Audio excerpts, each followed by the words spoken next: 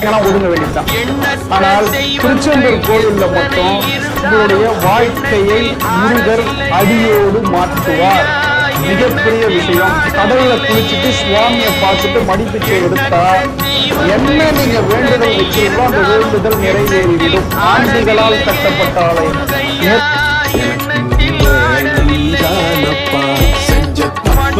சரி பார்த்து கொஞ்சம் மேடேத்து இந்த தெய்வம் இல்லையே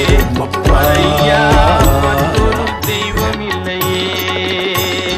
தித்திக்கும் தேன் பாகும் திகட்டாத தெள்ளமுதும் தீஞ்சுவையாகவில்லையே முருகையா தீஞ்சுவையாகவில்லையே.